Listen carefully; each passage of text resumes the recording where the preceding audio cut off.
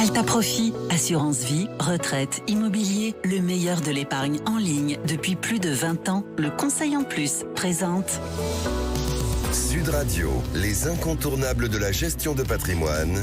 Thomas Binet, Philippe David. Bonsoir Thomas Binet, nous vous retrouvons tous les jeudis soirs avec votre consultante Stellane Cohen, présidente d'Alta Profit, pour nous parler gestion de patrimoine. Aujourd'hui, vous allez nous parler d'ETF, Exchange Trade Fund. Ben oui Philippe, parce qu'on va poursuivre donc le décryptage des instruments financiers pour mieux les comprendre et comprendre le fonctionnement des marchés boursiers. Alors ETF ou Trackers, que signifient ces anglicismes? Bonjour Stellane Cohen, est-ce que vous pouvez nous répondre à cette question justement? Bonjour Thomas. Effectivement, donc un ETF est appelé aussi tracker, c'est la même chose, ça veut dire la même chose. Et en fait, c'est un fonds indiciel qui va répliquer, mais vraiment très précisément, un indice boursier. Et ça veut dire que c'est risqué, non? Alors c'est risqué. Oui. Encore une fois, il faut le rappeler, à chaque fois qu'on parle de placement financier, il y a toujours un risque. Le risque zéro n'existe pas. Et les ETF vont effectivement se négocier en bourse comme les actions. Ils vont avoir une variation à la hausse comme à la baisse, comme une action. Alors, une question de précision. Quand on dit que le tracker, Stellane, suit un indice et va répliquer sa performance, comment fait-il en fait? Alors, pour vous donner un exemple concret, si je prends le CAC 40. Le CAC 40 en France, qu'est-ce que c'est? C'est les 40 valorisations boursières les plus importantes sur le marché français, à la Bourse de Paris. Et là, donc, le tracker ou l'ETF va répliquer exactement l'évolution du CAC 40. Il aura les mêmes proportions d'investissement sur les mêmes sociétés et proratisé de la même façon. Je veux dire que quand ça baisse, et quand ça performe, ça performe. Absolument. Alors, quel est l'intérêt d'avoir des ETF plutôt que des actions en revanche?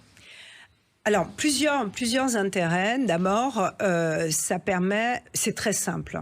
L'ETF, c'est simple, c'est facile. C'est accessible pour tous. C'est accessible pour tous, c'est facile à décrypter. On a des ETF sur le CAC 40, sur des indices internationaux, sur des indices obligataires. C'est extrêmement simple dans la compréhension.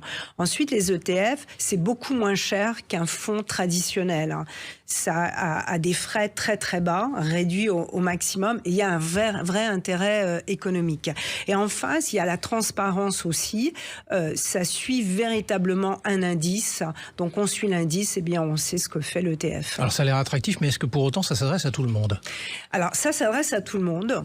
Tout particulier peut effectivement investir dans un ETF. Maintenant, la précaution toujours à prendre, c'est bien se connaître et bien savoir comment on va régir par rapport à des fluctuations boursières. Et pour ça, il faut identifier son profil investisseur. Alors pour autant, comment on fait pour investir dans ces ETF? Alors vous les retrouvez dans des comptes titres auprès de votre banque, ou bien dans des contrats d'assurance vie. Les meilleurs contrats d'assurance vie aujourd'hui sur le marché proposent des ETF.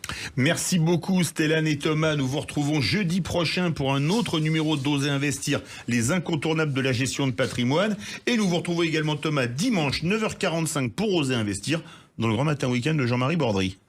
Sud Radio, les incontournables de la gestion de patrimoine. Thomas Binet, Philippe David.